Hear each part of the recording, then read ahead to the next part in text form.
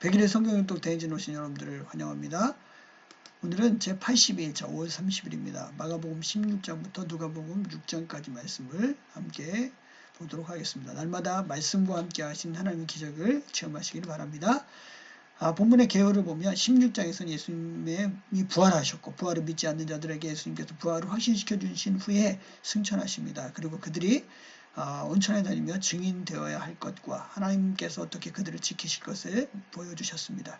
누가복음에서는 이제 요한의 출생으로부터 예수님의 탄생, 또 요한의 사역, 예수님의 족보, 또 갈릴리로부터의 전도, 또 제자들을 부르시고 12제자를 택하신 내용들을 기록하고 있습니다.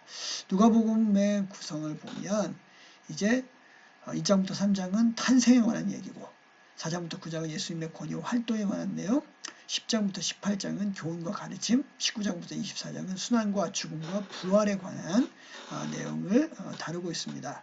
그래서 1장부터 18장까지에서는 잃어버린 자를 찾는 것이라면 이제 19장부터 24장에서 잃어버린 자를 구원하시는 예수님을 보여주고 9장까지는 갈릴리에서 10장부터 18장까지는 갈릴리에서 예루살렘으로 가는 길에서 일어난 일들을 기록하고 19장부터 24장에서는 예루살렘에서 이루어진 일들을 기록하고 있습니다.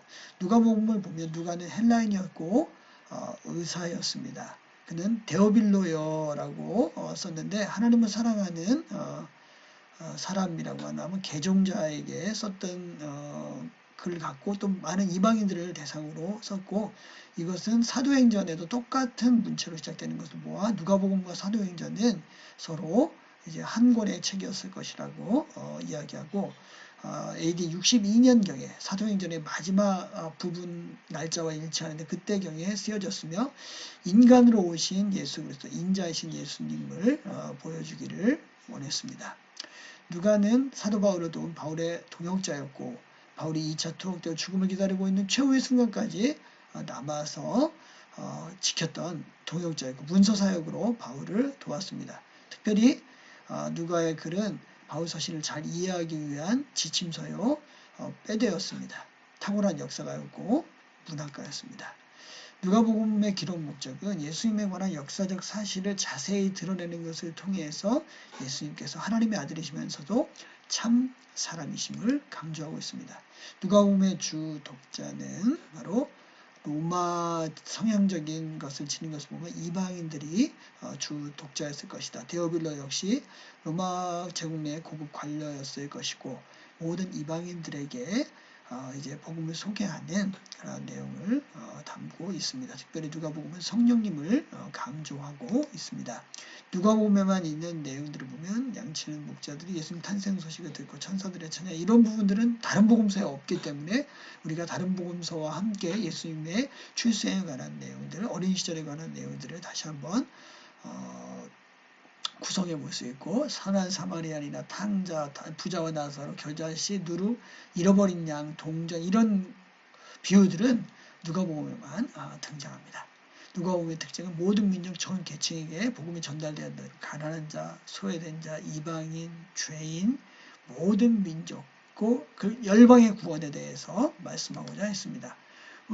그 내용을 다시 정리해 보면 누가는 자신이 왜 이 글을 쓰는지에 대해서 예수 그리스도에 대해서 다시 내력을 저술을 하기 위해서 많은 사람들이 썼지만 자기도 다시 저술한다. 그걸 하면서 세례 요한의 탄생과 예수님의 수태 고지에 대해서 이야기하고 예수님이 이제 탄생했을 때 시몬과 안나가 찬양을 했다는 것 그리고 12살 때 성전을 방문하신 예수님에 대한 기록을 전하고 있습니다.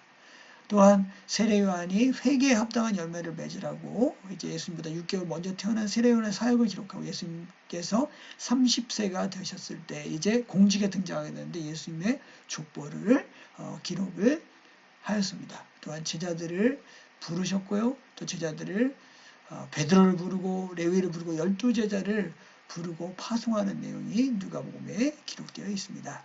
자, 3장에 보면 족보가 나오는데 아담부터 데라까지는 창세기에 있는 내용들로 족보로 갈 수 있고 이제 마태복음과 누가복음의 차이가 나는 부분이 있는데 마태복음에서는 다윗이 솔로몬에게로 왕위가 계승된 거로 나오지만 이제 예수님의 족보를 기록한 누가복음에서는 나단이 이제 계승을 해서 예수님의 족보가 이어졌다는 사실을 보여주고 있습니다. 마태복음은 왕정을 중심으로 한 내용이고 여기는 인간 예수님을 중심으로 한 내용이었기 때문에 이런 기록이 가능했습니다. 자, 처음에 예수님의 탄생에 대해서 잉태에 대해서 소식을 받았던 마리아가 주저할 때 천사가 하나님의 모든 말씀을 능하지 못하심이 없느니라고 이야기했고 마리아는 말씀대로 이루어지이다 하며 순종을 했습니다.